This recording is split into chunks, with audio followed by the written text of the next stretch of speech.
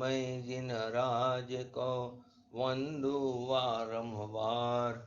जिनवाणी गुरु को नमो नय रहस्य दातार।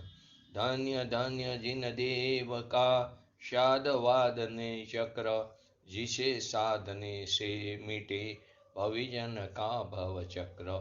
जिनवर का नय चक्र यहो यह मोह तिमिर करे विनाश। वेद ज्ञान की दिव्य ज्योति में शुद्धात्मा का करे प्रकाश। एक अखंड अभेद त्रिकारी नायक ध्रुव चैतन्य स्वभाव। परम शुद्ध नहीं करे प्रकाशित परम पारिणामिक निज भाव। उभय नयाश्रित शिवपुर पथ पर सम्यक ज्ञान शूरत चालक। ये प्रवीण नय चक्र चलाने में गुरु शरणागत पालक। प्रतिपादक परमार्थ तत्व का अत कहे सम्यक व्यवहार। किंतु निषेध शून्य निश्चय से है भेद ज्ञान का यही प्रकार। द्रव्यार्थिक परियार्थिक नहीं कहे यथार्थ पदार्थ स्वभाव। नित्यानित्य भेद भेद में एकानेक चिदानंद भाव। शादवाद में जिन वाणी ले नय विरोध का करे शमन। जो अनादि अक्षण चिदात्म लखे मोह का करे वमन। नय पक्षों से मुक्त हुए जो निज स्वरूप में गुप्त रहे। निर्विकल्प हो शांत चित वे ही अमृत साक्षात पिए। जिन प्रवचन का मर्म अहो यह जानो नय रहस्य का सार। अंतर मुख परिणति में बहती चिदानंद रस अमृतधार। श्री जिन वरनी वंदना करो सहज निष्काम। पक्षांति क्रांत परमात्मा पामो मंगल धाम। नय प्रमाण थी जाणीने सप्त तत्वनो मर्म। रत्नत्रय निधि प्राप्त करे नासे त्रिवेद दुष्कर्म। नमो रियंत्राणं नमो सिद्धाणं नमो आयरणं नमो वज्रणं नमो लोये शव श्रवणं। चत्तारि मंगलम अरिहंता मंगलम सिद्धा मंगलम शाहु मंगलम केवली पंतो धम्म मंगलम। चत्तारि लोकोत्तमा अरिहंता लोकोत्तमा सिद्धा लोकोत्तमा शाहु लोकोत्तमा केवली पंतो धम्मो लोकोत्तमा। चत्तारि शरणं भजामि अरिहंते शरणं भजामि सिद्धे शरणं भजामि शाहु शरणं भजामि केवली पंतो धम्मो शरणं भजामि। ओम नमो अरिहंताणम। अनेकांत અને શાદવાદ આજે એનો ત્રીજો પાઠ ચાલે છે આપણે તો એની અંદર ગઈ વખતે છેલ્લે આપણે અનેકાંતમાં પણ અનેકાંત કઈ રીતે ઘટિત થાય છે તે વાત સમજાતા પહેલી વસ્તુ તો અનેકાંત અને શાદવાદ અનેકાંત કોને કહેવાય અને શાદવાદ કોને કહેવાય બોલો જયંતિભાઈ હેતલ અનેકાંત કોને કહેવાય જૈન ધર્મ અનેકાંતમય છે જૈન ધર્મમાં શાદવાદ છે તો અનેકાંત અને શાદવાદ કોને કહેવાય અનેકાંત કોને કહેવાય બોલો જયંતિભાઈ બોલો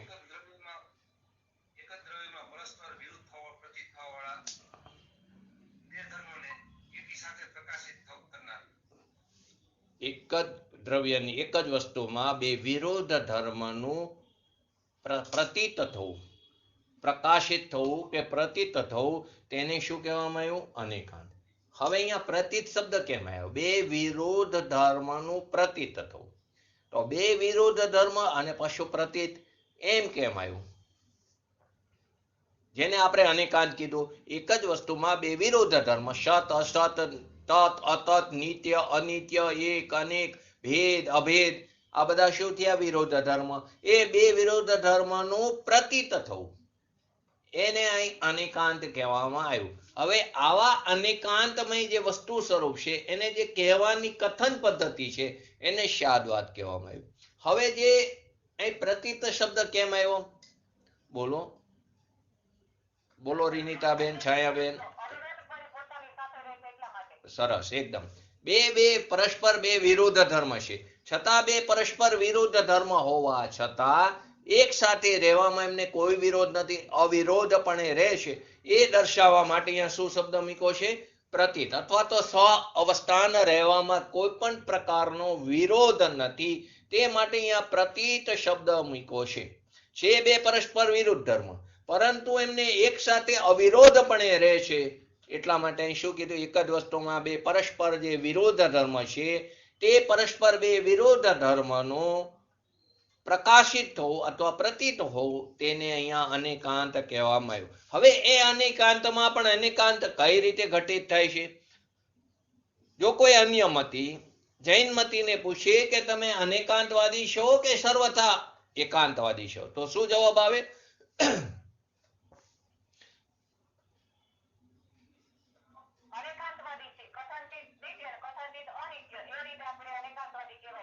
નહીં નહીં નહીં, જવાબમાં થોડું બે ભેગું થઈ ગયું. બોલો આગળ. જયંતિભાઈ, રીનિતાબેન, નિકુંજભાઈ,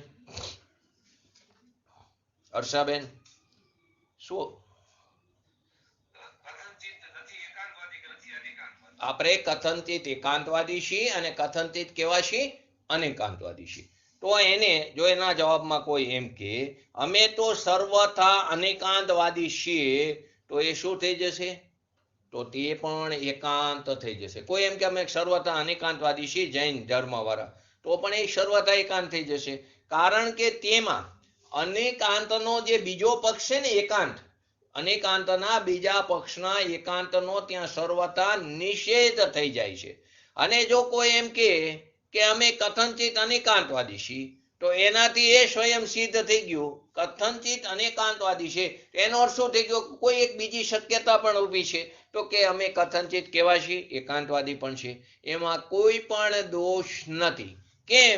કેમ કે જૈન ધર્મને સર્વથા એકાંત અસ્વીકૃત છે. જૈન ધર્મને સર્વથા એકાંત કહો તો તે એ સ્વીકાર્ય નથી, પરંતુ કથનચિત એકાંત એને સ્વીકાર્ય છે. કથનચિત એકાંત નહીં એવું એને કથનચિત એકાંત નહીં એવું પણ એને સ્વીકાર્ય નથી, પરંતુ કથનચિત એકાંત સ્વીકાર્ય છે. તો જૈન ધર્મ કેવો છે? કથનચિત અનેકાંતવાદી અને કથનચિત એકાંતવાદી. ખરેખર તો જે જૈન ધર્મ ન તો સર્વથા એકાંતવાદી છે અને ન તો સર્વથા અનેકાંતવાદી. કેમ કે તે કથન એકાંતવાદી અને કથનચિત અનેકાંતવાદી, કારણ કે તેમાં પ્રમાણ અને નય દ્વારા પ્રમાણ જે છે તે શું છે? સમ્યક અનેકાંત છે. અને નયમાં શું આવે છે? સમ્યક એકાંત. તો પ્રમાણ અને નય દ્વારા વસ્તુનો નિર્ણય કરવામાં આવે છે. માટે સ્વામી કાર્તિકેયનિક અનુપેક્ષાની અંદર ગાથા 261 માં બતાવવામાં આવ્યું છે કે જે વસ્તુ અનેકાંત રૂપ છે તે જ સાપેક્ષ દ્રષ્ટિથી, કેમ કે એને કોઈની સાપેક્ષ દ્રષ્ટિથી જો તો તે એકાંત રૂપ છે. ધારો કે દ્રવ્ય દ્રષ્ટિથી કેવો છે? ભગવાન આત્મા નિત્ય છે. તો કેવું? પ્રમાણનું દ્રવ્ય કેવું છે? નિત્ય નિત્યાત્મક. પ્રમાણનું દ્રવ્ય કેવું છે? નિત્ય નિત્યાત્મક. એકાનેકાત્મક છે, ભેદાત્મક છે, સામાન્ય વિશેષાત્મક છે. પરંતુ દ્રવ્ય દ્રષ્ટિથી જુઓ તે દ્રવ્યને તો કેવું છે? તે નિત્ય છે, તે અભેદ છે, તે એક છે, તે સામાન્ય છે. તો સાપેક્ષ દ્રષ્ટિથી તે એકાંત રૂપ છે. શ્રુત જ્ઞાનની અપેક્ષા એટલે કે પ્રમાણની અપેક્ષાએ તે અનેકાંત રૂપ છે, અને નયની અપેક્ષાએ તે સમ્યક એકાંત રૂપ છે. વગર અપેક્ષાએ વસ્તુ સ્વરૂપ ક્લિયર થઈ શકતું નથી, નક્કી થઈ શકતું નથી. માટે એના બે ભેદ પણ પાડવામાં આવ્યા છે. સમ્યક એકાંત, એકાંતના બે ભેદ, સમ્યક એકાંત અને મિથ્યા એકાંત. અનેકાંતના પણ બે ભેદ, સમ્યક અનેકાંત અને મિથ્યા અનેકાંત. તો હવે સમ્યક એકાંત કોને કહેવાય અને મિથ્યા એકાંત કોને કહેવાય? બોલો બોલો. સમ્યક એકાંત કોને કહેવાય?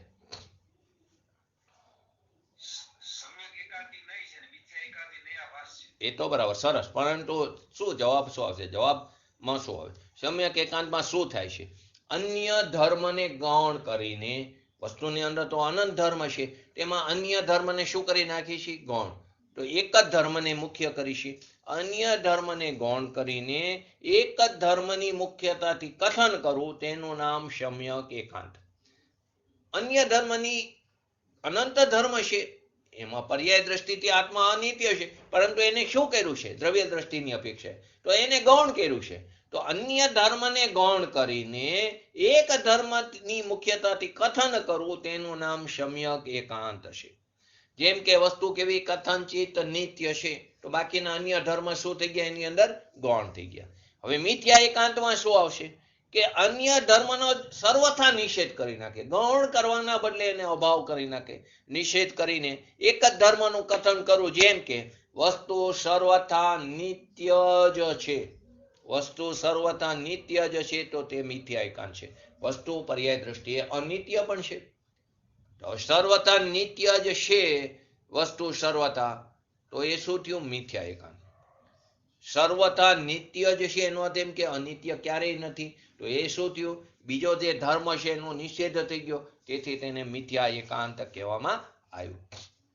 સમ્યક અને એકાંત, તો કે આ સમ્યક એકાંતનો જે સમૂહ છે એને શું કહેવામાં આવ્યું? સમ્યક અને એકાંત. પ્રમાણનું દ્રવ્ય છે ને, તો એનો જે સમૂહ છે એને શું કહેવામાં આવ્યું? સમ્યક અને એકાંત.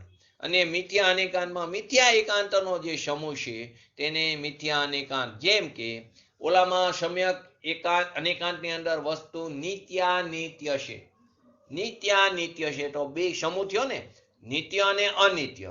એવા સમ્યક એકાંતનો સમૂહ, નિત્ય પણ સમ્યક એકાંત છે અને અનિત્ય પણ કેવું છે? એ પણ એક જ ધર્મને મુખ્ય કર્યો છે, અનિત્યને. વસ્તુ અનિત્ય છે, વસ્તુ અનિત્ય પણ છે, તો એ સમ્યક એકાંત થયું. કેમ કે તેમાં નિત્ય વાળા ધર્મને ગૌણ કર્યો અને અનિત્ય વાળા ધર્મને મુખ્ય કર્યો, તો તે પણ એક સમ્યક એકાંત છે. નિત્ય પણ સમ્યક એકાંત છે, તો નિત્ય નિત્ય શું થયું? સમ્યક એકાંતનો સમૂહ થયો, માટે એને શું કહેવામાં આવ્યું? સમ્યક અનેકાંત.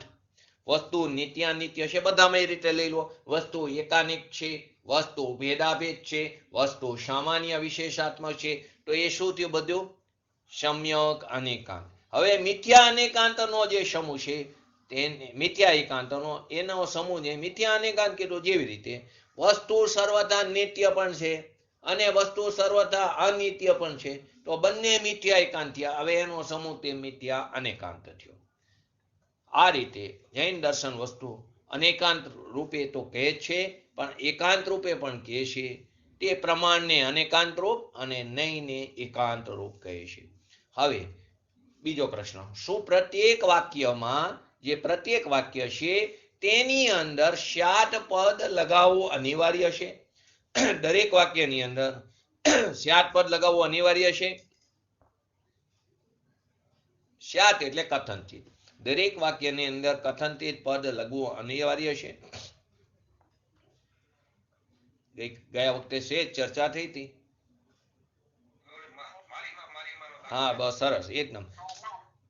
જો વક્તાનો અહીં આપણે શાસ્ત્રોક્ત ભાષામાં જોઈએ તો વક્તાનો જે અભિપ્રાય છે એમાં સ્યાદ પદની વિવિક્ષતા હોય તો સ્યાત પદનો પ્રયોગ કરવો અનિવાર્ય નથી. ભાષાની એટલે કે વાણીની અંદર વારંવાર જો સ્યાત પદનો પ્રયોગ લગાડો તો ભાષાનો પ્રવાહ જે છે એ દ્રષ્ટિએ યોગ્ય નથી થતું. કેવી રીતે? એક બાળક છે એ પોતાની માતાને વારી ઘડી એમ કહેતો મારી માતા, એમ નથી. એક વાર કહે મારી માતા, પછી માતા માતા બોલે તો સામેની વ્યક્તિ સમજી જાય છે કે એની જ માતાની વાત કરી રહ્યો છે, અન્ય કોઈની નહીં.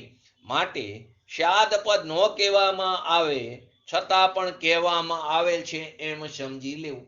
એને કીધું નથી મારી માતા, છતાં આપણે સમજી લઈએ છીએ એની મમ્મીની વાત કરે છે, એની માતાની વાત કરે છે.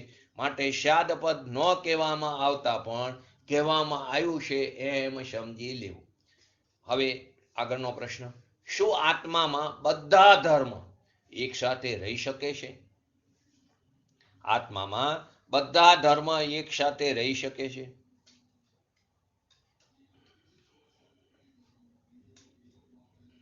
બોલો.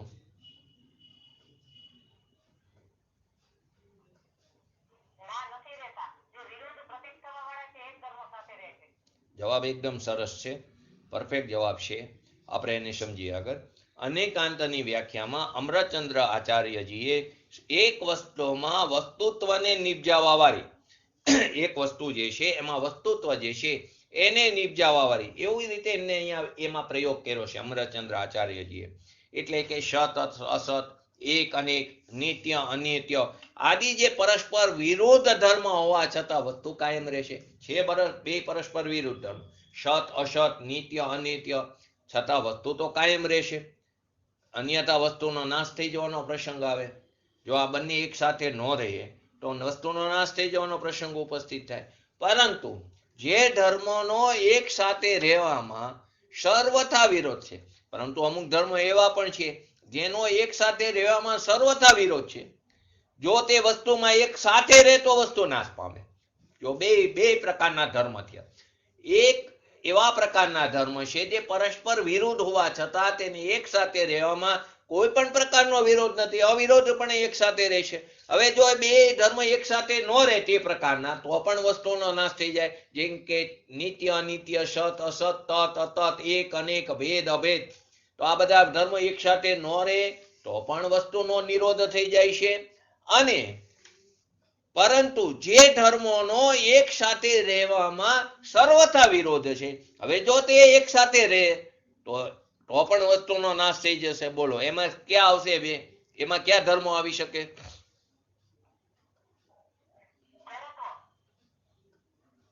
બોલો, જડ અને ચેતન, તો એ પણ એક ધર્મ છે. તો બંને એક સાથે રહેવામાં એમાં વિરોધ છે, સર્વથા એનો સર્વથા વિરોધ છે. આત્મામાં જડપણું અને ચેતનપણું બંને કઈ સાથે રહે તો એને અસ્થિ નાસ્તિથી લેવું પડે છે. આત્મા કેવો છે? ચેતન છે. આત્મા અસ્થિતિ ચેતન છે, નાસ્તિથી આત્મા નાસ્તિથી કહો તો આત્મા જડ નથી. તો કે આત્મામાં જળ પણ હોય અને ચેતન પણ હોય તો આત્માનું સ્વરૂપ કેવું થાય? તો વસ્તુનો નાશ થઈ જાય. તેથી આત્મામાં ચેતનત્વ અને અચેતનત્વ આ બંને ધર્મ એક સાથે રહી નથી શકતા. તેમાં ચેતનાની અસ્થિતિ અને અચેતનાની નાસ્તિ જ હોઈ શકે. ત્યાં અસ્થિ નાસ્તિ લેવી પડે છે. શું સ્યાદવાદમાં બધા ધર્મનો સમન્વય રહે છે?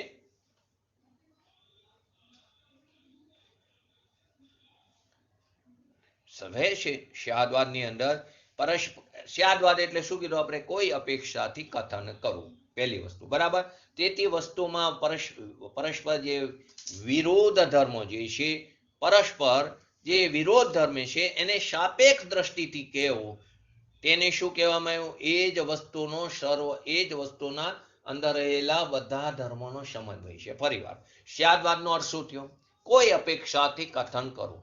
તો કે અનેકાંત જે છે તે અનેકાંત વસ્તુ સ્વરૂપ છે, એને જે કહેવાની કથન પદ્ધતિને આપણે સ્યાદવાદ કીધું. તો કે કોઈ અપેક્ષાથી કથન કર્યું. તેથી વસ્તુની અંદર વિદ્યમાન પરસ્પર જે વિરોધ ધર્મ જે છે એને સાપેક્ષ દ્રષ્ટિથી કેવું, એ જ બધા ધર્મોનો સમન્વય કીધો. પરંતુ આજકાલ શું થઈ ગયું? સ્યાદવાદના નામ પર વસ્તુના ધર્મની સિદ્ધિ કરવાને બદલે શું બોલવા માંડ્યા? બધા સંપ્રદાયને સાચા માનવાની એક હોડ લાગી ગઈ છે. બધા ધર્મ એક સરખા છે.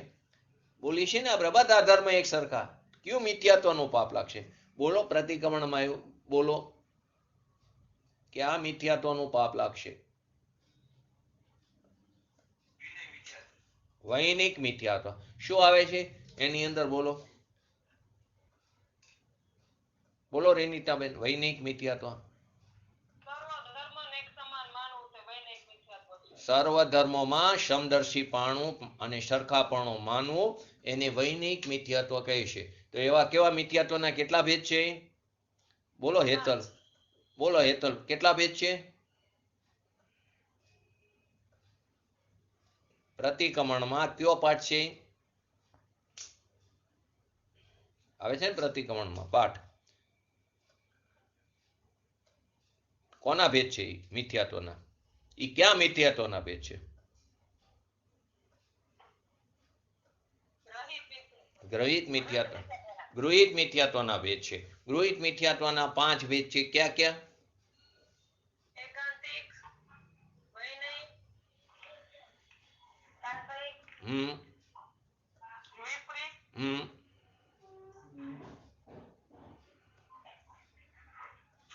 બોલો હર્ષાબેન.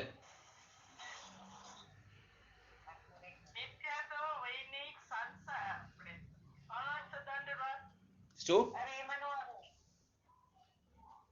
મિથ્યાત્વના 5 ભેદ છે. ગૃહિત મિથ્યાત્વના એકાંતિક મિથ્યાત્વ, સાંશયિક મિથ્યાત્વ, વિપરીત મિથ્યાત્વ, વૈનિક મિથ્યાત્વ અને અજ્ઞાનિક મિથ્યાત્વ.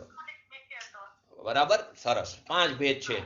એ 5 ભેદ આપણે એની અંદર વૈનિક મિથ્યાત્વ એમાં પણ આ જ વાત છે. અત્યારે બધા સંપ્રદાયને સાચા માનવાની એક હોડ લાગી ગઈ છે.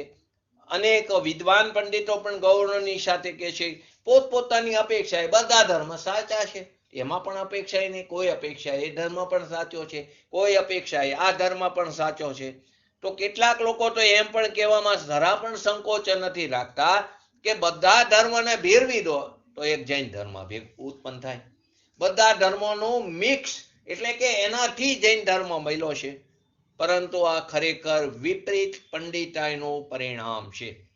તો કે વિચારો કે 100 અસત્ય મળીને એક સત્ય બની જાય, ક્યારે ન બને. તો ગુરુદેવ વખતે જ્યારે એમને સંપ્રદાય છોડ્યા ને ત્યારે એમ કીધું હતું કે તમારા 51% રાખો પણ અમારા તો 49% રાખો. શેના માટે એવી વાત કરવામાં આવી હતી ગુરુદેવને ખ્યાલ છે? ગુરુદેવના આપણે શિષ્ય છીએ તો આ વસ્તુ તો ખ્યાલ હોવી જોઈએ. શેના માટે કહેવામાં આવી હતી કે તમારા 51% રાખો પણ અમારા તો 49% રાખો. સંપ્રદાયમાં રહો અને તમારા 51% તમે જે વાત કરો છો એ 51% પણ અમારી 49% રાખો. તો ગુરુદેવ કે 1% પણ નહીં, જે સત્ય છે એ સત્ય. પરંતુ એ શેના માટે કહેવામાં આવ્યું કે શુભ ભાવથી ધર્મ નથી થતો, શુભ ભાવ તે અધર્મ છે. શુભ ભાવના અભાવમાં શુદ્ધ ધર્મની પ્રાપ્તિ થાય છે. તો એ લોકો તો જે વ્રત તપ આદિ જે છે એને ધર્મ માનતા હતા. તો એમ કહેતા કે તમારી વાત 51% રાખો કે બરાબર છે પણ અમારી તો આટલી તો રાખો. તો કે ક્યારે પણ એક અસત્ય જે છે એટલે કે જે એક વસ્તુ જો ખોટી હોય તો આખી ઇમારત ન બને. તો કે 100 અસત્ય મળીને સત્ય ક્યારે નથી બની શકતું. સર્વથા એકાંતવાદી જે 363 પાખંડી મત છે ને એ 363 મત મળીને ભીરવીને થોડો જૈન ધર્મ બન્યો છે. જૈન શાસન તો એમાં કહેલા વસ્તુ વ્યવસ્થાના એક એક પક્ષને સર્વથા ગ્રહણ કરીને મિથ્યા મત થોડા જૈનમાં છે. એક એક પક્ષને જૈન ધર્મની અંદર સર્વથા ગ્રહણ કરીને મિથ્યા મત થોડો જૈનમાં છે. બધી માન્યતા કોઈ અપેક્ષાએ સત્ય છે, કોઈ અપેક્ષાએ અસત્ય છે. તો સત્ય અને અસત્યમાં ફરક શું રહેશે? તો રાગી અને વિતરાગીમાં ફરક કેવી રીતે રહેશે? રાગી અને વિતરાગી બંનેને ધર્મ માનવા તો કેટલી વિપરીતતા આવશે. શુભ ભાવ છે, રાગી રાગપણું છે. હવે એને અને અરાગીને એટલે કે વિતરાગીને બેયને ધર્મ માનવા તો કેવો અભ્રંશ થશે. તો કે રાગ અને વિતરાગ બંને ધર્મ માનવાથી શું થશે? વિષ અને અમૃત બેયનો સમન્વય કરવા સમાન થઈ જશે. માટે વિતરાગ સર્વ કથિત જે વસ્તુ સ્વરૂપ જે છે તે અને મોક્ષ માર્ગનો યથાર્થ નિર્ણય કરવો જોઈએ. તો ઘણા લોકો આવી ભૂલ કરે છે. જેવી રીતે સર્વ ધર્મ સમભાવ, તો કે બધા ધર્મોમાં સરખાપણું છે, એ પણ એ જ વાક્ય છે. પરંતુ એનો અર્થ ખરેખર શું થાય છે? સર્વ ધર્મ એટલે આત્માની અંદર રહેલા અનંતા જે ધર્મ છે તે બધા કેવા છે? બધા પોતાની રીતે મુખ્ય છે તેમાં સરખાપણાની વાત બતાવી છે. પોતાના મતને સાચો અને અન્ય મતને જૂઠો કેવો ક્યાં સુધી યોગ્ય છે? શું તે પક્ષપાત નથી? પોતાના મતને સાચો અને અન્ય મતને જૂઠો કેવો એ ક્યાં સુધી યોગ્ય છે? તો તે શું પક્ષપાત નથી? તો કે એનો જવાબ બહુ સરસ આચાર્યજી આપ્યો છે. સત્ય અને અસત્યનો જે નિર્ણય છે પોતાના અને પારકાના આધાર ઉપર નહીં, પરંતુ શેના ઉપર નક્કી થશે? સત્ય અસત્યનો નિર્ણય સર્વકથિત જે પ્રમાણ અને નયો દ્વારા કરવામાં આવે. અથવા તો આપણે જે પરંપરામાં જન્મ્યા છીએ તેને જ પોતાનો ધર્મ અથવા મત સમજી રહ્યા છીએ. દરેક લોકો પોતે જે કુળમાં જન્મ લીધો હોય તેને જ પોતાનો મત અને ધર્મ સમજી રહ્યા છે. જો આવતા ભાવમાં આપણે બીજી પરંપરામાં જન્મ લઈશું તો ત્યાં એને માનવા લાગશું. તો ખરેખર એમ નથી. તો કેવી રીતે થશે સત્ય અસત્યનો નિર્ણય? તો શું કીધું? સર્વજ્ઞ કથિત પ્રમાણ અને નય દ્વારા એનો સત્ય અસત્યનો નિર્ણય કરવામાં આવે. ધર્મનું પ્રયોજન તો આત્મહિત કરવાનું છે. તેથી આત્માનું સ્વરૂપ જ સત્ય છે અને તેની અનુભૂતિ ધર્મ છે. આત્મા જે વસ્તુ છે તે જ સત્ય છે અને એની અનુભૂતિ કરવું એનું નામ તો ધર્મ કીધું. ત્યાંથી મોક્ષ માર્ગની શરૂઆત થાય છે અને એવા જ આત્માના આશ્રયે પૂર્ણતાની પ્રાપ્તિ થાય છે. આ જ વસ્તુ સ્વરૂપ છે, કોઈ વ્યક્તિ વિશેષનું નહીં. જન્મના આધાર ઉપર કોઈ મતને પોતાનો માનવો, જન્મના આધાર ઉપર કોઈ મતને પોતાનો માનવો અને કોઈને પારકો માનવો, કોઈના મતને, એ માન્યતા બરાબર નથી. જૈન કુળમાં જૈનમાં ધર્મધારી જૈન થયા તો ભાવધારી જૈન થાય તે ન પણ થાય. પેલા તો નામધારી જૈન થાય તે કે ન થાય. ગમે તે કુળમાં જન્મ લીધો હોય તો નામધારી જૈન તો થઈ શકે છે ને નામધારી જૈન પૂર્વક જ ભાવધારી જૈન થાય ને ભાવધારી જૈન જ જીનેન્દ્ર થાય છે. તો એના માટે જૈન કુળમાં જન્મ લેવો જરૂરી નથી. તો શું કીધું? જન્મના આધાર ઉપર કોઈને કોઈ મતને પોતાનો માનવો ને કોઈ મતને પારકો માનવો એ બરાબર નથી આ માન્યતા. માટે તો પૂજ્ય ગુરુદેવ શ્રી વારંવાર એમના પ્રવચનોમાં કહેતા કે જૈન ધર્મ વાડો નથી, સંપ્રદાય નથી, એ તો સર્વજ્ઞ પરમાત્માએ કહેલું વસ્તુ સ્વરૂપ છે. અને આવું જે વસ્તુ સ્વરૂપની જે સર્વજ્ઞ ભગવાને બતાવ્યું છે એવું વસ્તુ સ્વરૂપનું નિરૂપણ કરવા વાળો જે ધર્મ છે એનું નામ દિગંબર ધર્મ છે. કોઈ વાડો નથી, કોઈ સંપ્રદાય નથી. માટે વારંવાર પૂજ્ય ગુરુદેવશ્રી આને અનુલક્ષીને કહેતા હતા. હવે છેલ્લો પ્રશ્ન લઈશી, આજે પૂરો કરશું એટલે આવતીકાલે નઈ સપ્તભંગી ચાલુ કરશું. શું નિશ્ચય અને વ્યવહાર નયોમાં, નિશ્ચય અને વ્યવહાર નયના જે કથનો છે એ કથનોમાં સ્યાદવાદ પદ્ધતિનો અને સ્યાદવાદ પદ્ધતિના કથનોમાં નિશ્ચય અને વ્યવહાર નયનો પ્રયોગ થઈ શકે? ફરી વાર પ્રશ્ન સમજો. નિશ્ચય અને વ્યવહાર નયની અંદર એના જે વચનો છે એ કથનો જે છે એની અંદર સ્યાદવાદ પદ્ધતિનો અને સ્યાદવાદ પદ્ધતિના જે કથનો છે એની અંદર નિશ્ચય અને વ્યવહારનો પ્રયોગ થઈ શકે? તો કે સ્યાદવાદ પદ્ધતિ અને નિશ્ચય વ્યવહાર નયોમાં મુખ્ય તફાવત કયો છે? કે સ્યાદવાદ પદ્ધતિ અત્યંત વ્યાપક છે. કેવી છે? અત્યંત વ્યાપક છે. તેની અંતર્ગત શું આવે છે? બધા પ્રકારના નહીં આવી જાય છે, પ્રમાણ આવી જાય છે, તે એની અંદર અંતર્ગર્ભિત થઈ જાય છે. જેમ કે એની અંદર દ્રવ્યાર્થિક પર્યાર્થિક નહીં આવી જશે, એની અંદર આગમ પદ્ધતિના બધા નહીં આવી જશે, એની અંદર નિશ્ચય વ્યવહાર આદિ અધ્યાત્મ પદ્ધતિના પણ બધા નહીં આવી જશે, તેની અંદર ત્રિ નહીં આવી જશે. ક્યાં ત્રણ નહીં? બોલો. એની અંદર ત્રિ નહીં ક્યાં ક્યાં આપણે ચાલી ગયા છે? બોલો. આપણે નહીંમાં હે? હા બોલો, બોલો ને. નહીં નહીં નહીં નહીં નહીં નહીં નહીં નહીં ત્રિ નહીં, ત્રણ નહીં. શબ્દ નહીં, અર્થ નહીં અને જ્ઞાન નહીં. ક્યાં ત્રણ નહીં? શબ્દ નહીં, અર્થ નહીં અને જ્ઞાન નહીં. આવી બરાબર આ વિષય ચાલી ગયો છે આપણે. તો નહીં ની અંદર આપણે પહેલા કેટલું સમજ્યા? વ્યવહાર નહીંના ચાર ભેદ સમજ્યા, નિશ્ચય નહીંના ચાર ભેદ સમજ્યા, એને પંચાધ્યાયની આધારે પણ સમજ્યા. એ પછી સમજ્યા આપણે આગમ નહીં. આગમ નહીંની અંદર દ્રવ્યાર્થિક નહીં, પર્યાર્થિક નહીં, દ્રવ્યાર્થિક નહીંના 10 ભેદ સમજ્યા, પર્યાર્થિક નહીંના 6 ભેદ સમજ્યા. પછી સમજ્યા ત્રણ નહીં, આ શબ્દ નહીં, અર્થ નહીં, જ્ઞાન નહીં. નૈગમ નહીં જોયા, નૈગમની અંદર 7 નહીં સમજ્યા, નિગમ આદિ એ 7 નહીં સમજ્યા. અને પછી પ્રવચન સારના આધારે 47 નહીં સમજ્યા. તો કે આની અંદર દ્રવ્યાર્થિક પર્યાર્થિક નહીંના, આગમ પદ્ધતિના નહીં, નિશ્ચય વ્યવહાર આદિ અધ્યાત્મ પદ્ધતિના નહીં, ત્રિ નહીં, સપ્ત નહીં, 47 નહીં, નઈ સપ્તભંગી, પ્રમાણ સપ્તભંગી, બધા પ્રકારના એટલે કે ચારેય પ્રકારના નિક્ષેપ, નામ નિક્ષેપ, દ્રવ્ય નિક્ષેપ, ભાવ નિક્ષેપ, સ્થાપના નિક્ષેપ, એ બધાનો સમાવેશ સ્યાદવાદમાં થઈ જાય છે. સ્યાદવાદની અંદર એટલે અત્યંત વ્યાપક કીધો, આ બધાનો સમાવેશ સ્યાદવાદમાં થઈ જાય છે. જ્યારે નિશ્ચય નહીં અને વ્યવહાર નહીંની અંદર સ્યાદવાદના જે નહીં છે એ નહીં નામકમાં એનો એક પ્રકાર એનો અંગ છે, એક પ્રકારનો એ અંગ છે. નિશ્ચયની એ સ્યાદવાદનો એક અંગ છે. જેવી રીતે આપણે અધ્યાત્મને આગમમાં સમજ્યા હતા, આગમ નહીંની અંદર અધ્યાત્મ નહીં આવી જાય છે. કેમ કે આગમ નહીંની અંદર 6 દ્રવ્યની વાત છે, તેમાં એક આત્મા પણ દ્રવ્ય છે, જીવ દ્રવ્ય, અને અધ્યાત્મમાં એકલી આત્માની વાત છે. તો કે આગમ નયનની અંદર જે રીતે અધ્યાત્મ નહીં આવી જાય છે એમ શાદવાદની અંદર નિશ્ચય અને વ્યવહાર તો આવી જાય છે. તો કે નિશ્ચય અને વ્યવહાર નહીં તે શાદવાદના જે નય છે એ નય નામના અંગના અંતર્ગતનો એક પ્રકારનો ભેદ છે. માટે તેનો ઉપયોગ અત્યંત સાવધાનીથી એના ઉપયોગમાં અત્યંત સાવધાની રાખવાની જરૂરિયાત છે. એ આપણે એક એક્ઝામ્પલથી સમજી આગળ જઈને શાદવાદ પદ્ધતિનો પ્રયોગ મુખ્યપણે શું થાય? સર્વથા એકાંત મતોનું ખંડન કરીને વસ્તુના અનેકાંત સ્વરૂપની સિદ્ધિ કરવા માટે એનો પ્રયોગ થાય છે.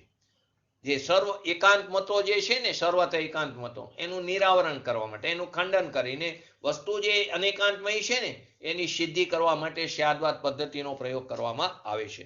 અને નિશ્ચય અને વ્યવહારનો પ્રયોગ, એનો પ્રયોગ વસ્તુનો યથાર્થ અને ઉપચરિત સ્વરૂપનું પ્રતિપાદન કરવામાં. વ્યવહારનીમાં ઉપચરિત નિરૂપણ છે અને નિશ્ચયનીમાં યથાર્થ નિરૂપણ છે. તો વસ્તુનો યથાર્થ અને ઉપચરિત સ્વરૂપનું પ્રતિપાદન કરવા માટે નિશ્ચયને અને વ્યવહારનો પ્રયોગ કરવામાં આવે છે. બંને પદ્ધતિમાં સાપેક્ષ કથન કરવામાં આવે છે. બંને પદ્ધતિમાં સાપેક્ષ કથન આવે છે. નિરપેક્ષ કથન તે મિથ્યા એકાંત રૂપ છે. સ્યાદ શબ્દનો અર્થ કથનથી અથવા કોઈ અપેક્ષા થાય છે. તેથી નિશ્ચયની અને વ્યવહારના કથન પણ કોઈ અપેક્ષાથી કરવામાં આવે. તેથી તેમાં પણ કથનથી શબ્દનો જે પ્રયોગ છે કરવામાં ક્યાંય પણ વિરોધ નથી, સૈદ્ધાંતિક વિરોધ નથી. છતાં પણ બંને પદ્ધતિના પ્રયોગોને એકબીજામાં ભેરવવામાં અડચણ ઊભી થાય છે. એ આપણે સમજી ફરીવાર. બંને પદ્ધતિમાં સાપેક્ષ કથન કરવામાં આવશે, કેમ કે જે નિરપેક્ષ કથન છે તે મિથ્યા એકાંત છે. શાદ શબ્દનો પ્રયોગ એટલે કે કથનચિત શબ્દનો જે પ્રયોગ છે તે એટલે કે કોઈ અપેક્ષાથી તે નિશ્ચય અને વ્યવહારમાં પણ કરી શકાય છે, પરંતુ એની અંદર કોઈ સૈદ્ધાંતિક વિરોધ નથી. છતાં પણ બંને પદ્ધતિના પ્રયોગોને એકબીજાની અંદર ભેરવી તો અડચણ ઊભી થાય છે. એનું આપણે સમજીએ. બૃહદ દ્રવ્ય સંગ્રહ નામનું એક પુસ્તક છે, શાસ્ત્ર છે. તેની અંદર બતાવ્યું છે આત્માને નિશ્ચયથી અમૂર્તિક તથા વ્યવહારથી મૂર્તિક કહેવામાં આવ્યો છે. ને શાદવાદ પદ્ધતિમાં એ જ કહેવામાં આવે છે આત્મા કથનચિત અમૂર્તિક છે અને કથનચિત મૂર્તિક છે. જો બરાબર સમજો. બૃહદ દ્રવ્ય સંગ્રહમાં આત્માને નિશ્ચયથી અમૂર્તિક તથા વ્યવહારથી મૂર્તિક કહેવામાં આવ્યો છે. શાદવાદ પદ્ધતિમાં એ જ કહેવામાં આવે છે કે આત્મા કથનચિત અમૂર્તિક છે અને કથનચિત મૂર્તિક છે. હવે શાદવાદ પદ્ધતિમાં આત્માને કથનચિત મૂર્તિક કહેવામાં લોકોને સંકોચ થાય છે, કારણ કે ઘણું ખરી લોકોને કથનચિત શબ્દનો અર્થ અડધા ટકા એવું સમજે છે. એમ નથી. કથનચિતનો અર્થ કેટલાક ટકા એવો નથી. કથનચિતનો અર્થ શું થાય? કોઈ અપેક્ષાથી એવો થાય છે. વ્યવહારમાં પણ સંયોગની અપેક્ષાએ આત્માને મૂર્તિક કહેવામાં, કર્મના સંયોગની અપેક્ષાએ આત્માને શું કહેવામાં આવ્યો? મૂર્તિક કહેવામાં આવ્યો. આત્મા કથનચિત મૂર્તિક છે એમ કહેવામાં કોઈ પણ પ્રકારનો સંકોચ એ રીતે પણ ન આવવો જોઈએ નિશ્ચયની અને વ્યવહારનીમાં. હવે બીજો આ જે એક એક્ઝામ્પલ સમજો બૃહદ દ્રવ્ય સંગ્રહમાં, તો એમાં બંનેમાં અપેક્ષા લાગવામાં આવી. નિશ્ચયની અને વ્યવહારનીમાં અને શાદવાદ પદ્ધતિમાં મૂર્તિક અને અમૂર્તિક બંને પરસ્પર વિરુદ્ધ જે ધર્મ છે તેની અંદર શાદવાદની અંદર પણ આપણે બોલી છીએ કે આત્મા કથનચિત મૂર્તિક છે અને કથનચિત અમૂર્તિક છે. નિશ્ચય અને વ્યવહારની અપેક્ષાએ પણ બૃહદ દ્રવ્ય સંગ્રહની અંદર જોયું કે એને કેવી રીતે સમજ્યા કે આત્માને નિશ્ચયથી અમૂર્તિક કીધો અને વ્યવહારથી મૂર્તિક કીધો. તો કે આત્માને સંયોગની અપેક્ષાએ મૂર્તિ, વ્યવહારથી એટલે ખરેખર તેમ નથી, પરંતુ તેને સંયોગની અપેક્ષાએ મૂર્તિક કીધો, કર્મના સંયોગની અપેક્ષાએ, તો તેને તે અપેક્ષાએ મૂર્તિક કીધું. હવે બીજું એક્ઝામ્પલ સમજીએ. શાદવાદ પદ્ધતિમાં આત્માને નિત્ય, કથનચિત નિત્ય અને કથનચિત અનિત્ય કહેવાય છે. શાદવાદ પદ્ધતિમાં આત્માને કથનચિત નિત્ય અને કથનચિત અનિત્ય એમ કહેવામાં આવે છે. પરંતુ એમ કેવું અસત્ય છે કે આત્મા નિશ્ચયથી નિત્ય છે અને આત્મા વ્યવહારથી અનિત્ય છે. એવું નહીં કહી શકાય. એ કેવું 100% ખોટું છે. જેમ ઓલામાં બે વસ્તુ લગાડી ને નિશ્ચય વ્યવહાર બે એ લીધું ને સ્યાદવાદ લીધું, તો આપણે અહીં નિત્ય અને અનિત્ય એવા બે વિરોધી ધર્મ લીધા. તો એમાં સ્યાદવાદ પદ્ધતિમાં તો બોલીશ કથનચિત નિત્ય છે ને કથનચિત અનિત્ય છે. દ્રવ્ય દ્રષ્ટિએ આત્મા નિત્ય છે અને પર્યાય દ્રષ્ટિએ આત્મા અનિત્ય છે. તો કથનચિત નિત્ય છે કોઈ અપેક્ષાએ અનિત્ય છે, એવું સ્યાદવાદ પદ્ધતિમાં બોલી શકાણું. પણ નિશ્ચય અને વ્યવહારમાં એમ કહી શકાય આત્મા નિશ્ચયથી નિત્ય છે અને વ્યવહારથી અનિત્ય છે. અનિત્યતા પણ વ્યવહારથી અનિત્ય એટલે કે ખરેખર તેમ નથી. તો ખરેખર એમ નથી એમ નહીં, અનિત્ય પણ આત્માનો એક સ્વભાવ છે, એ પણ એનો એક ધર્મ છે. હવે તમે એમ કહો ખરેખર તે નથી, એનો શું કે ધર્મ નથી, તો તે અસત્ય થયું. તો અસત્ય એટલે અનિત્યતા પણ નિત્યતાની જેમ જ વસ્તુનો સ્વભાવભૂત ધર્મ છે. જેવી રીતે આપણે અસ્તિત્વ ધર્મ છે ને, એવો નાસ્તિત્વ ધર્મ પણ નાસ્તિત્વ ધર્મનું પણ આત્મામાં અસ્તિત્વ છે. એવી રીતે અનિત્યતા પણ આત્માનો એક સ્વભાવ છે, અનિત્યતા પણ આત્માનો એક ધર્મ છે. માટે ત્યાં નિશ્ચય અને વ્યવહારની અપેક્ષા ત્યાં નહીં લાગી શકે. ફરી વાત સમજમાં આવ્યું કે ન આવ્યું? મૂર્તિક અને અમૂર્તિકમાં કેવી રીતે સ્યાદવાદ પદ્ધતિ અને નિશ્ચય વ્યવહાર સમજ્યા, એવું નિત્ય અને અનિત્યમાં નહીં આવી શકે. સ્યાદવાદ પદ્ધતિ પ્રમાણે નિત્યમાં આવી શકે, નિત્ય અનિત્યમાં કથનચિત નિત્ય છે અને કથનચિત અનિત્ય છે. પણ નિશ્ચય અને વ્યવહાર નહીં લાગી શકે એમ કે આત્મા નિશ્ચયથી નિત્ય છે અને વ્યવહારથી અનિત્ય છે, એમ નહીં કહી શકાય. કેમ કે અનિત્યતા પણ નિત્યતાની જેમ એક વસ્તુનો આત્માનો સ્વભાવ છે, સ્વભાવભૂત ધર્મ છે. અભેદ, એક, સત આદિની જેમ ભેદ, અનેક, અસત આદિ પણ વસ્તુના સ્વભાવભૂત ધર્મ છે. એ બધા એના સ્વભાવભૂત ધર્મ છે. તેથી તેને વ્યવહાર તથા ઉપચરિત કેવી રીતે કહી શકાય? કેવી રીતે કહી શકાય? ન કહી શકાય. હવે આના ઉપરથી શું સમજ્યા કયા ધર્મની અંદર નિશ્ચય વ્યવહાર ને સ્યાદવાદ બે લાગે અને કયા ધર્મની અંદર ન લાગી શકે? બોલો.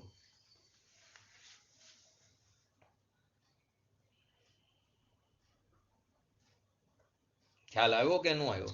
નિશ્ચયથી આપણે અમૂર્તિક કીધો અને વ્યવહારથી મૂર્તિક કીધો.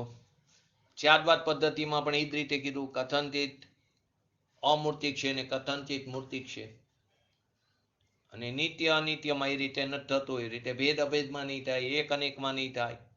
આગળ જો સમજી, જો આ ઉપરોક્ત ઉદાહરણ જે આપણે લીધું એની અંદર નિશ્ચય વ્યવહારની જગ્યાએ દ્રવ્યાર્થિક નહીં અને પર્યાર્થિક નહીંનો પ્રયોગ કરી તો સ્યાદવાદનો પ્રયોગ અહીંયા સાર્થક થઈ છે. અહીંયા પાછો નિશ્ચય વ્યવહાર નહીં આવી શકે. અહીંયા શું આવશે? નિત્ય અનિત્યમાં દ્રવ્યાર્થિક અને પર્યાર્થિક નહીંનો પ્રયોગ થશે, આગમ પદ્ધતિનો પ્રયોગ થશે. અધ્યાત્મ પદ્ધતિમાં નિશ્ચય અને વ્યવહાર એ ભેદ લીધા હતા, આગમ પદ્ધતિમાં દ્રવ્યાર્થિક નહીં અને પર્યાર્થિક નહીં ભેદ લીધા હતા. તો અહીંયા દ્રવ્યાર્થિક નહીં અને પર્યાર્થિક નહીંનો પ્રયોગ કરી શકાય. કેવી રીતે? આત્મા દ્રવ્યાર્થિક નહીં અથવા દ્રવ્ય દ્રષ્ટિથી કેવો છે? નિત્ય છે. આત્મા પર્યાય દ્રષ્ટિથી અથવા તો પર્યાર્થિક નહીંથી આત્મા કેવો છે? અનિત્ય છે.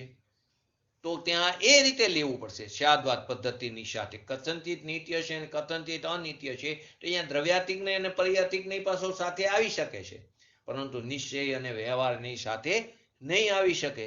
આ રીતે બધા નહીં દ્રષ્ટિઓમાં કથનચિતનો પ્રયોગ તો શક્ય છે, પરંતુ સર્વત્ર કથનચિતની જગ્યાએ અલગ અલગ નય દ્રષ્ટિઓ લાગે છે, અલગ અલગ પ્રમાણ દ્રષ્ટિઓ આદિ એની અંદર લાગુ થાય છે. આપણે એને એક એક્ઝામ્પલથી સમજી. કોઈ મહિલા છે, કોઈ પણ સ્ત્રી છે, એ મહિલાને પિતા, પુત્ર અને પતિની અપેક્ષાએ, પિતા, પુત્ર અને પતિની અપેક્ષાએ શું કહેવાય છે? મહિલાને પિતાની અપેક્ષાએ કથનચિત તે પુત્રી પણ છે, પુત્રની અપેક્ષાએ કથનચિત માતા પણ છે, અને પતિની અપેક્ષાએ શું છે? કથનચિત પત્ની કહેવામાં આવે. ફરી વાર સમજો. એક મહિલાને પિતા, પુત્ર અને પતિ એ ત્રણ અપેક્ષા લો તો પિતાની અપેક્ષાએ પુત્રી થઈ, પુત્રની અપેક્ષાએ માતા થઈ અને પતિની અપેક્ષાએ શું થયું? પત્ની થઈ.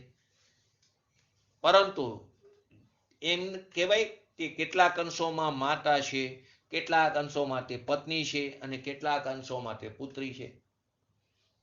નહીંમાં તો અંશનું કથન છે. એવું થોડું કહી શકાય છે તે કેટલાક અંશોમાં તે માતા પણ છે ને કેટલાક અંશોમાં તે પુત્રી પણ છે ને કેટલાક અંશોમાં તે પત્ની પણ છે, નહીં કહી શકાય. તે જે અપેક્ષાએ માતા છે તે સંપૂર્ણ અપેક્ષાએ સંપૂર્ણપણે માતા જ છે. જે અપેક્ષાએ માતા કીધી પુત્રની અપેક્ષાએ, તે અપેક્ષાએ તો તે સંપૂર્ણપણે માતા જ છે. આ રીતે પિતાની અપેક્ષાએ જો કીધો તો તે સંપૂર્ણપણે પુત્રી જ છે, અને પતિની અપેક્ષાએ કીધું તો તે સંપૂર્ણપણે પત્ની જ છે. તે સ્ત્રીના માતા પુત્રી આદિ ધર્મોમાં નિશ્ચય વ્યવહારનો પ્રયોગ કરીને શું એવી રીતે કહી શકાય કે તે નિશ્ચયથી માતા છે અને વ્યવહારથી પુત્રી છે? એવું થોડું કહી શકાય છે. તે નિશ્ચયથી માતા છે અને વ્યવહારથી પુત્રી, એવું નથી કહી શકાતું. કારણ કે શું એનો સિદ્ધાંત શું છે? આપણે પહેલા નિશ્ચય અને વ્યવહાર નહીં સમજ્યા હતા ને, એ સિદ્ધાંત અંદર આવે છે. કોઈ દ્રવ્ય ભાવનું નામ નિશ્ચય અને કોઈ દ્રવ્ય ભાવનું નામ વ્યવહાર એમ નથી. તો શું છે ખરેખર? એક જ દ્રવ્યના ભાવમાં એને તે જ સ્વરૂપમાં નિરૂપણ કરવું, તે જ સ્વરૂપમાં સ્વરૂપિત કરવું. ફરીવાર, એક જ દ્રવ્યના ભાવને તે સ્વરૂપમાં નિરૂપિત કરવું, તે જે સ્વરૂપ છે તેની અંદર નિરૂપિત કરવું અથવા નિરૂપણ કરવું, તે નિશ્ચય છે. અને તેને અન્ય સ્વરૂપમાં એટલે અન્ય દ્રવ્યમાં તેનું નિરૂપણ કરવું, અન્ય દ્રવ્યની સાથે ભેગું કરવું, તેનું નામ શું છે? વ્યવહાર છે. નિશ્ચય અને વ્યવહારના આપણે 18 ભેદ જોયા હતા ને, એની અંદર આ ભેદ હતો. જો લખતા હોય ને તો એ ભેદ ખ્યાલમાં આવી જશે. એક જ કોઈ દ્રવ્ય કે ભાવનું નામ નિશ્ચય અને કોઈ દ્રવ્ય ભાવનું નામ વ્યવહાર એમ નથી, પરંતુ એક જ દ્રવ્યના ભાવને બીજા દ્રવ્યની અંદર નિરૂપણ કરવું તેનું નામ વ્યવહાર, અને એક જ દ્રવ્યના ભાવને તે જ દ્રવ્યની અંદર એનું નિરૂપણ કરવું તેનું નામ નિશ્ચય છે. હવે એને આ ઉદાહરણ પરથી કહી શકે, નિશ્ચયથી તો તે કોઈની માતા છે, તે નિશ્ચયથી કોઈની પત્ની, કોઈની બેન આદિ નથી નિશ્ચયથી. પરંતુ વ્યવહારમાં એક જ સ્ત્રીને તેને પુત્રની અપેક્ષાએ માતા, પિતાની અપેક્ષાએ પુત્રી અને પતિની અપેક્ષાએ તેને પત્ની કહી શકાય છે, ભાઈની અપેક્ષાએ બેન વગેરે કહી શકાય છે. ઉદાહરણમાં આપણે એમ તો કહી શકીએ છીએ કે નિશ્ચયથી તે કોઈની માતા, પત્ની, બેન આદિ હોતા જ નથી. પરંતુ વ્યવહારમાં એક નિશ્ચયમાં એવું નથી હોતું તે કોઈની માતા ને કોઈની પુત્રી ને કોઈની બેન એમ નથી હોતું. પરંતુ વ્યવહારથી કહી શકાય કે એક સ્ત્રીને તેના પતિની અપેક્ષાએ પત્ની, પુત્રની અપેક્ષાએ માતા, ભાઈની અપેક્ષાએ બેન અને પિતાની અપેક્ષાએ તેને પુત્રી કહી શકાય છે. આ વાત એ વિશેષ ધ્યાનમાં યોગ્ય છે આ વાતમાં કે આત્મહિતની દ્રષ્ટિએ આત્માના અંદર વિદ્યમાન જે પરસ્પર જે વિરોધ ધર્મ છે, તે ધર્મમાં દ્રવ્યગત જે ધર્મ છે તેને મુખ્ય કરીને, દ્રવ્યગત એટલે દ્રવ્યાર્થિક નહીં, એ જે ધર્મ છે તેને મુખ્ય કરીને એને નિશ્ચય, અને પર્યાયગત જે ધર્મ છે તેને ગૌણ કરીને વ્યવહાર કહેવામાં આવે છે. આત્મહિતની દ્રષ્ટિથી આત્માની અંદર વિદ્યમાન જે પરસ્પર બે વિરોધ ધર્મો જે છે, એ વિરોધી ધર્મમાં દ્રવ્યગત જે ધર્મ છે તેને મુખ્ય એટલે કે નિશ્ચય, અને પર્યાયગત ધર્મ છે તેને ગૌણ એટલે કે વ્યવહાર કહેવામાં આવ્યો છે. સમયસાર ગાથા 11 ની અંદર પૂજ્ય ગુરુદેવશ્રીએ બતાવ્યું છે. એની અંદર પૂજ્ય ગુરુદેવશ્રીની ભાષામાં, સરળ ભાષામાં એમને વિવેચન કર્યું છે. એમને વારંવાર કીધું છે કે પર્યાયનો સર્વથા નિષેધ ન સમજવો, પર્યાયનો સર્વથા નિષેધ ન સમજવો, તેને ગૌણ કરીને અભૂતાર્થ કહેવામાં આવી છે. પર્યાયને અભૂતાર્થ કીધી, પરંતુ નિષેધની અપેક્ષાએ નહીં, તેને ગૌણ કરીને એનો અભૂતાર્થ કહેવામાં આવ્યો છે. આપણે એમ સમજી લઈએ છીએ કે નથી, એમ નથી, છે, એનું પણ અસ્તિત્વ છે, માટે તેને કથનથી ભૂતાર્થ કીધો અને કથનથી અભૂતાર્થ કીધો. પરંતુ તે આશ્રય કરવા લાયક નથી, તે આદરવા લાયક નથી, તેના આશ્રયથી આત્માની પ્રાપ્તિ થતી નથી. માટે તેને ગૌણ કરીને એનો ત્યાં નિષેધ કરવામાં એટલે કે એને અભૂતાર્થ કહેવામાં આવ્યું છે. આ બંને પદ્ધતિઓને પણ કથનથી એક અને કથનથી અલગ કહી શકે. સાપેક્ષ કથન દ્રષ્ટિથી આમાં સમાનતા છે, અને વિષય વસ્તુની દ્રષ્ટિથી જો તો ભિન્નતા છે. સ્યાદવાદનો પ્રતિપાદ્ય કોણ છે? વિષય અને વસ્તુમાં વિદ્યમાન ધર્મ છે. સ્યાદવાદનો પ્રતિપાદ્ય કોણ છે? વિષય. અને વસ્તુમાં જે વિદ્યમાન ધર્મ છે. અને નિશ્ચય વ્યવહારનો વિષય વસ્તુનું યથાર્થ અને ઔપચારિક સ્વરૂપ છે. ફરીવાર સ્યાદવાદનો વિષય કોણ છે? વસ્તુ. અને વસ્તુમાં રહેલા વિદ્યમાન એના ધર્મ એ એનું વિષય છે. કોનો? સ્યાદવાદનો. એ એને પ્રતિપાદ્ય કરે છે. અને નિશ્ચય વ્યવહારનો વિષય કોણ છે? વસ્તુનું યથાર્થ નિરૂપણ અને એનું ઔપચારિક નિરૂપણ તે તેનો વિષય છે. આમ બંને પદ્ધતિના વિવેચનથી એ સ્પષ્ટ થઈ જાય છે કે નિશ્ચય વ્યવહાર અને સ્યાદવાદ શૈલીમાં સમાનતા અને તફાવત બંને છે. એ બંનેને જે રીતે છે તે યથાર્થ સમજીને કોઈ પણ હઠાગ્રહ રાખ્યા વગર, મતાગ્રહ રાખ્યા વગર યથા યોગ્ય એનો પ્રયોગ કરીને વસ્તુ સ્વરૂપ સમજવું જોઈએ. આ વાત વિશેષ ધ્યાનમાં આપવા યોગ્ય છે કે આ બંને પદ્ધતિઓમાં નિશ્ચય વ્યવહારનો પ્રયોગ ઘણો કરીને મોક્ષ માર્ગના નિરૂપણની અંદર કરવામાં આવ્યો છે. નિશ્ચય અને વ્યવહારનો પ્રયોગ કોની અંદર કરવામાં આવ્યો છે? મોક્ષ માર્ગના નિરૂપણમાં કરવામાં આવ્યો છે. અને સ્યાદવાદનો માર્ગ થોડો અટપટો લાગે અને સ્યાદવાદનો પ્રયોગ અનેકાંત સ્વરૂપના નિરૂપણની અંદર કરવામાં, તે વસ્તુનું જે અનેકાંત સ્વરૂપ છે તેની અંદર સ્યાદવાદનો પ્રયોગ કરવામાં આવ્યો છે. અને નિશ્ચય અને વ્યવહારનો પ્રયોગ મોક્ષ માર્ગની નિરૂપણની અંદર કરવામાં આવ્યો છે. જ્યાં નિશ્ચય વ્યવહારની બદલે તે ધર્મ સંબંધી નયોનો પ્રયોગ કરવામાં આવે છે, જ્યાં ક્યાં? સ્યાદવાદની અંદર. ત્યાં નિશ્ચય વ્યવહારની જગ્યાએ તે ધર્મ સંબંધી નયનો પ્રયોગ, જેવી રીતે 47 ધર્મ સમજ્યા તો એ 47 ધર્મોને ગ્રહણ કરવા વાળા જે વસ્તુ સ્વરૂપનો અંશ છે તેને શું કીધું આપણે? તેને આપણે નહીં કીધા પ્રવચન સારમાં. જે 47 ધર્મ છે તે 47 ધર્મ, તે 47 અનંત ધર્મોમાંથી મુખ્યત્વે 47 ધર્મ લીધા. તે 47 ધર્મને ગ્રહણ કરવા વાળો શ્રુત જ્ઞાનનો જે અંશ છે તેને ત્યાં નહીં કહેવામાં આવ્યો. તે 47 ધર્મ, જે 47 નહીં, તેને આ પ્રકારના પ્રયોગ સ્યાદવાદની અંદર કરવામાં આવ્યા છે. સ્યાદવાદની પદ્ધતિથી અનેકાંત સ્વરૂપનો નિર્ણય કરીને નિશ્ચય વ્યવહાર એવા રત્નત્રયની પ્રાપ્તિ કરવી એ જ ખરેખર આપણા માટે શ્રેયસ્કર છે. તો આ રીતે નિશ્ચય અને વ્યવહાર અને સ્યાદવાદ પદ્ધતિની સમાનતા અને તફાવત બંનેને આપણે સમજ્યા. સમાનતાની અંદર આપણે મૂર્તિક અને અમૂર્તિકમાં સમજ્યા કે સ્યાદવાદ પદ્ધતિમાં કથનચિત મૂર્તિક અને કથનચિત અમૂર્તિક, તેવી રીતે નિશ્ચય અને વ્યવહારની અંદર પણ કહી શકાય છે. એની અંદર પણ આ પ્રયોગ થઈ શકે છે. નિશ્ચય વ્યવહારમાં કેવી રીતે સમજે, કેવી રીતે કહી શકાય? આત્માને નિશ્ચયથી અમૂર્તિક તથા વ્યવહારથી કેવો છે? મૂર્તિક. પરંતુ નિત્ય અનિત્ય, એક અનેક, ભેદ અભેદ, તત અતત, સત અસત, તેની અંદર નિશ્ચય વ્યવહાર નહીં લાગી શકે. તેની અંદર દ્રવ્યાર્થિક અને પર્યાર્થિક નહીંની અપેક્ષા લેવી પડશે. તેની અંદર નિશ્ચય વ્યવહાર કેવી રીતે લાગે? સ્યાદવાદમાં તો આવે કથનચિત નિત્ય પણ છે અને કથનચિત અનિત્ય પણ છે. પરંતુ નિશ્ચય વ્યવહારની અંદર કથનચિત નિશ્ચયનીથી આત્મા નિત્ય છે અને વ્યવહાર નહીંથી આત્મા અનિત્ય છે. વ્યવહાર નહીંથી આત્મા અનિત્ય. તો ખરેખર એમ નહીં, વ્યવહાર એટલે ખરેખર તેમ નથી એમ, તેનો અર્થ એમ કે અનિત્ય નથી. તો અનિત્ય પણ વસ્તુનો એક સ્વભાવ છે. તો ત્યાંથી તે નિશ્ચય અને વ્યવહારની અપેક્ષા ત્યાં નહીં લાગે. ત્યાં દ્રવ્યાર્થિક અને પર્યાર્થિક નહીંની અપેક્ષા લાગશે. આત્મા દ્રવ્ય દ્રષ્ટિથી નિત્ય છે અને પર્યાય દ્રષ્ટિથી કેવું છે? અનિત્ય. હવે આની અંદર પણ અને જ પણ એટલું જ મહત્વનું છે. જ્યારે પણ લાગે છે ત્યારે કોઈ અપેક્ષાથી આત્મા નિત્ય પણ છે અને કોઈ અપેક્ષાથી, એનો અર્થ શું થયો? નિત્ય પણ છે તો કંઈક બીજી અપેક્ષા છે, તો કોઈ અપેક્ષા આત્મા અનિત્ય પણ છે. તો પણ જે શબ્દ છે તે બીજા ધર્મો જે છે ને તેની સત્તાનો સૂચક છે. અને જ જે છે તે હઠાગ્રહ વાળો શબ્દ નથી, પરંતુ શું છે? દ્રઢતાનો સૂચક છે. આત્મા દ્રવ્ય દ્રષ્ટિથી નિત્ય જ છે. તેનો શું થયો? કે દ્રવ્ય દ્રષ્ટિથી આત્મા બીજું કોઈ સ્વરૂપે ન હોય, તે નિત્ય જ હોય. તો ત્યાં જ ઉપર ભાર આવે છે.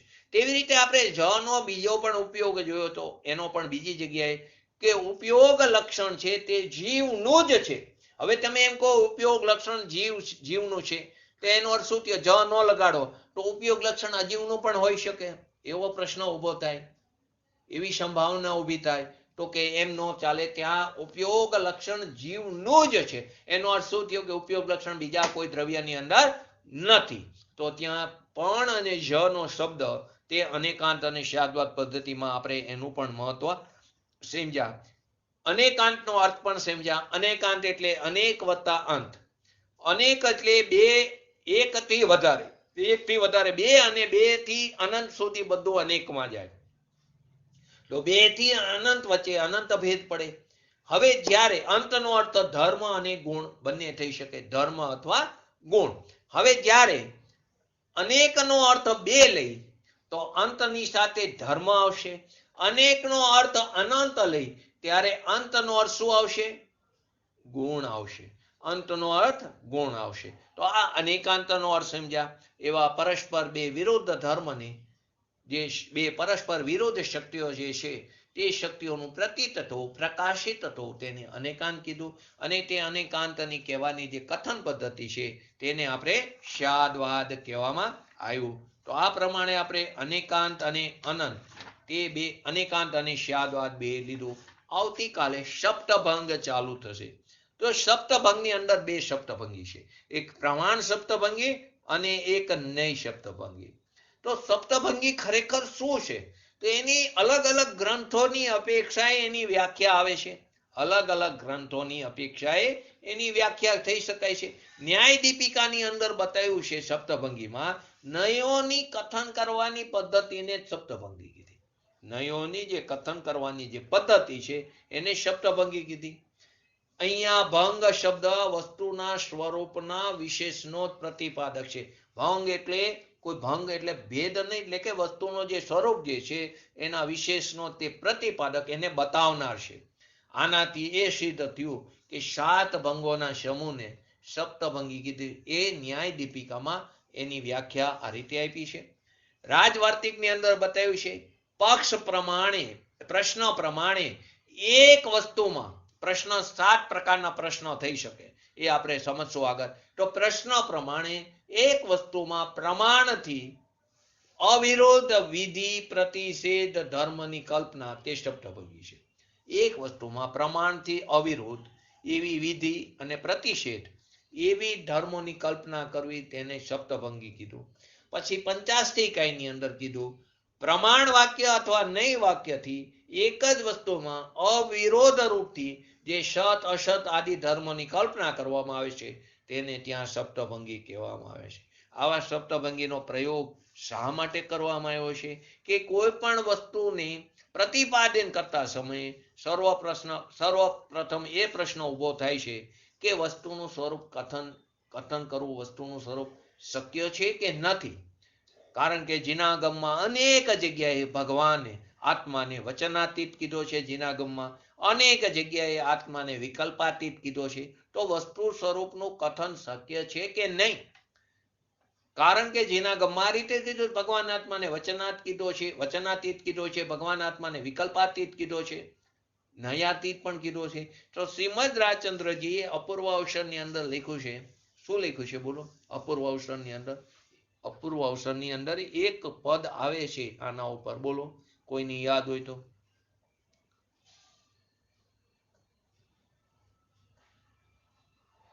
બોલો પદ યાદ હોય તો. મને લાગે નૈનાબેન આઉટ થઈ ગયા, એમને ખ્યાલ હોય. બોલો કયું પદ છે? જે પદ શ્રી સર્વજ્ઞએ દીઠું જ્ઞાનમાં કઈ શકા નહીં પણ તે શ્રી ભગવાન જો તે સ્વરૂપને અન્ય વાણી તે શું કહે અનુભવ ગોચર માત્ર રહ્યું તે જ્ઞાન જો. શું કીધું? જે પદ સર્વજ્ઞએ, જે પદને શ્રી સર્વજ્ઞએ દીઠું જ્ઞાનમાં કઈ શકા નહીં, પણ તે પણ કઈ શકા નહીં. આપણે વાત કરી હતી ને અનંત ગુણની, તે કઈ શકા નહીં પણ કોણ? ભગવાન જો તે સ્વરૂપને અન્ય વાણી તે શું કહે અનુભવ ગોચર માત્ર રહ્યું તે જ્ઞાન જો. વસ્તુ સ્વરૂપ કહેવામાં નથી આવી શકતું તો એના વિષયમાં કહેવું, સાંભળવું, વાંચવું, લખવું બધું વ્યર્થ છે જો આવો પણ પ્રશ્ન થાય. પરંતુ ભગવાન સર્વજ્ઞની વાણીમાં વસ્તુ સ્વરૂપ જે કહેવામાં આવ્યું છે, ગંધર્વ ભગવંતોએ તેને દ્વાસાંગ આદિ રચનાથી તેને ગૂંથ્યું છે, તે વસ્તુ સ્વરૂપ સર્વથા અવ્યક્તત્વ નથી, અવ્યક્તવ્ય નથી, તે કથનથી વ્યક્તવ્ય પણ છે. આપણે 47 નયની અંદર પણ આવી ગયું, આ સપ્તભંગીમાં પણ એ આવી ગયું. તો એમાં ત્રણ સ્થિતિ કહી શકવાની છે અને ચાર સ્થિતિ ન કહી શકવાની છે.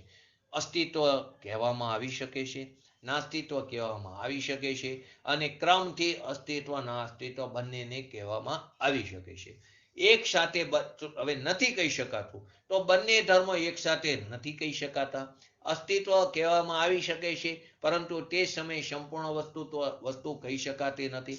નાસ્તિત્વ કહેવામાં આવી શકે છે પરંતુ તે સમયે સંપૂર્ણ વસ્તુ કહેવામાં આવી શકતી નથી. અસ્તિત્વ નાસ્તિત્વ બંને અનુક્રમે કહેવામાં આવી શકે છે પરંતુ એક સાથે સંપૂર્ણ વસ્તુને કહી શકાતી નથી. તે ન કહી શકાતા એવા ચાર સ્થિતિ અને આગળ જોયું એવી ત્રણ કહી શકાય એવી ત્રણ સ્થિતિ. આ રીતે ઘડાની અપેક્ષાએ જોઈ તો કથનથી ઘડો છે, કથનથી ઘડો નથી, કથનથી ઘડો છે પણ અને કથનથી ઘડો નથી પણ. ચોથું, કથનથી ઘડો અવ્યક્તવ્ય છે. પાંચમું, કથનથી ઘડો છે અને અવ્યક્તવ્ય છે. છઠ્ઠું, કથનથી ઘડો નથી અને અવ્યક્તવ્ય છે. સાતમું, કથનથી ઘડો છે પણ ખરો અને નથી પણ અને અવ્યક્તવ્ય છે. તો આ 7 પ્રકારની જે સ્થિતિ બને છે તેને સપ્તભંગી કીધી. તેની વિસ્તૃત આપણો સ્વાધ્યાય 2 કે 3 કે 4 સ્વાધ્યાય થશે સપ્તભંગીના અલગ અલગ એક્ઝામ્પલથી. તો આપણને એનો બરાબર ખ્યાલ આવશે. એટલે આ નય ચક્ર નય રહસ્ય આપણું પૂરું થાય છે. તે નય રહસ્યમાં છેલ્લો આપણો વિષય નય સપ્તભંગી ચાલી રહી છે. હવે ચાલશે આવતીકાલથી. તો આપણે પણ નયને બરાબર સમજીને વસ્તુના એક અંશને સમજીને સંપૂર્ણ વસ્તુને બરાબર સમજીને તેનો આશ્રય કરીને આપણી પ્રિયમાં શીઘ્ર ને શીઘ્ર વિતરાગતા પ્રગટ કરી એવી પરમ વિરલ ભાવના સાથે આજનું વ્યક્તિત્વ પૂરું કરું છું. જય જિનેન્દ્ર. બોલો જીનવાણી સ્તુતિ. કોઈ પણ બોલો. બોલો જયંતિભાઈ.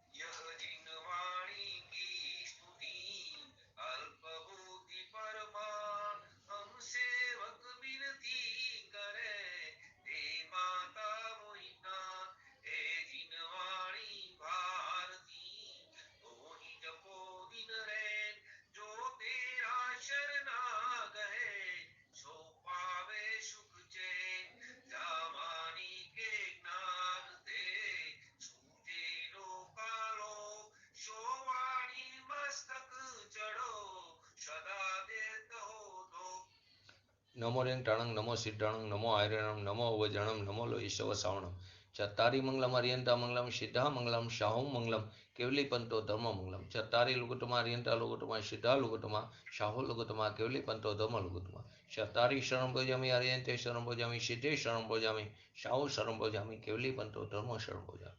બોલીએ શ્રી પંચ પરમેષ્ઠી ભગવંતોનો જય હો. બોલીએ શો જીનવાણી માતનો જય હો.